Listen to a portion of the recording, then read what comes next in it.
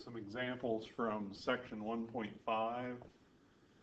It's really crucial for 1.5 that you remember that the definition of a function is a relation where each input has exactly one output. That's going to come up a lot, so remember that. If it's a function, each input has exactly one output. So this one says, given the relations in the table below, answer the following questions. Does the table represent a function? Explain. So remember our definition from the previous slide, each input has exactly one output. So what I'm looking for is any kind of repeated input. So remember, these are the inputs, and these are the outputs. So if I had a repeated input, I'd want to make sure that it gave the same output every time. Here I don't have any that are repeated in the inputs. These are all different, and so I know that this table represents a function because each input has exactly one output. That's the explain part of that.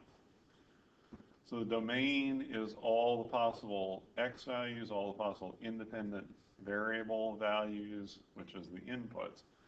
And remember, when we do a table, the way you list the domain, so the domain with a table, you list the little squiggly brackets there, and you list the input values in order from smallest to lowest, and you don't repeat any. None of these are repeated anyway, but so I'm going to list them as -2, -1, 0, 1, 2. And then the range, I do the same thing with the output values, smallest to largest, and I don't repeat any values. So I have 1, 2, and 5. So if we go back to the thing about does this represent a function, some of you might look at this and say, well, we have this repeated 2 here. Remember, it's okay for 2 different input values to have the same output. It's the other way around that makes it not a function. So this one is a function. And then we have this extra question down here that says, is the relation increasing, decreasing, or constant? So you really have to figure that out. You have to write the things in order. So our input values, I have to redo that table so that I can have the input values either increasing or decreasing. So I'm going to redo the table so it looks like this. So that was this thing. So I'm taking the smallest input value, then the next one, and then the next one, and then the next one, and the last one. So as the x value is increasing, what's happening to the y value? Well, it decreases for a little while, but then it increases again. So this one is none of those. It's not increasing, decreasing, or constant.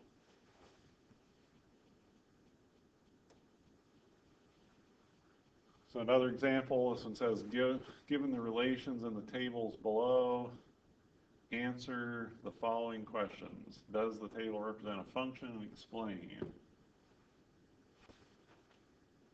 So we want to know, remember the definition of a function is every input has exactly one output. So here's an input that shows up twice, and here's the problem is that they give 2 different outputs. So the answer is it's not a function because one input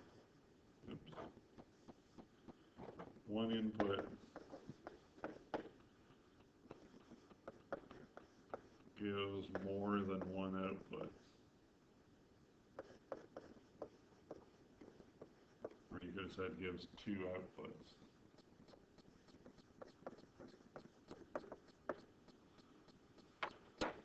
So I'm not going to do the domain and range on this one. It's the same as the other one. You list them in brackets. You list them from smallest to largest, and you don't repeat them.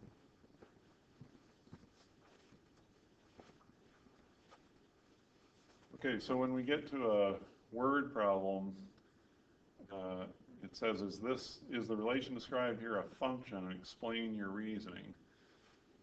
You can't do this without thinking about this hint right here. Start by deciding which is the independent variable and which is the dependent, and make yourself a quick table. You'll really have trouble with these if you don't do this step.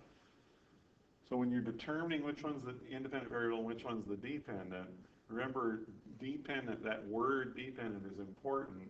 It means that the dependent variable depends on the independent variable. In other words, you have to know what the independent variable is before you can calculate the dependent variable. So I go up to this word problem. It says on Monday, Larry worked 7 hours and earned $52.50. On Tuesday, he worked 5 hours and earned $37.50. And on Wednesday, he worked 8 hours and earned $60. Is the dollar amount earned a function of the number of hours Larry worked? So when we talk about it being a function of, that means that makes this the dependent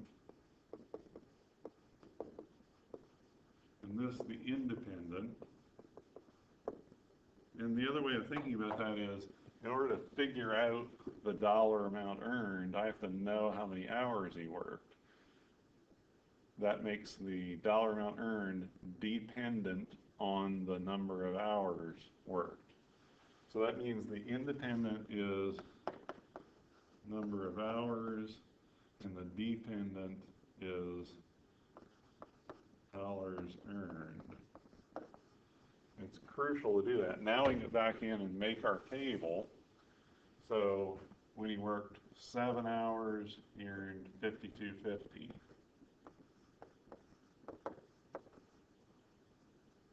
Tuesday he worked 5 hours, earned $37.50. And Wednesday he worked 8 hours and earned $60. So I don't have any inputs that have more than one output, therefore it's a function.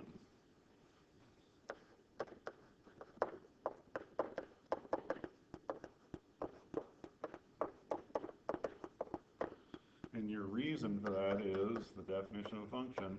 Each input has exactly one output.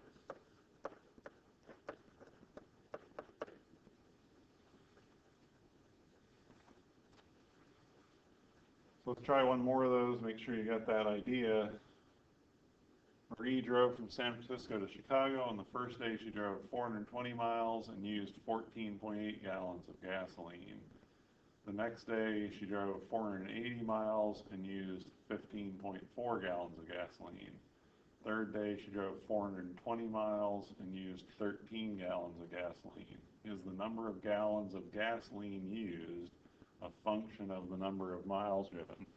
Now this one to me is a little harder to figure out what's independent and dependent. So I would think of using this phrase, a function of, is the gallons of gas used a function of the miles driven? So that means I'm asking whether, so miles driven is our independent, and gallons of gas is our dependent. So independent, miles, dependent, gallons. So now I'm going to fill out the table with the information from So I have 420 miles goes with 14.8.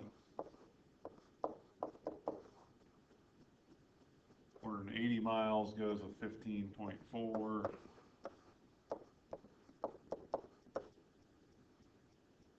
420 here goes with 13. And then, no, that was it.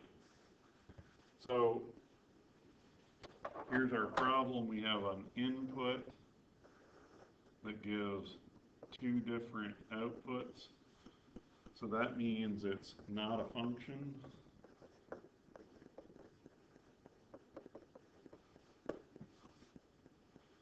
Because the input of 420 miles gives two different outputs.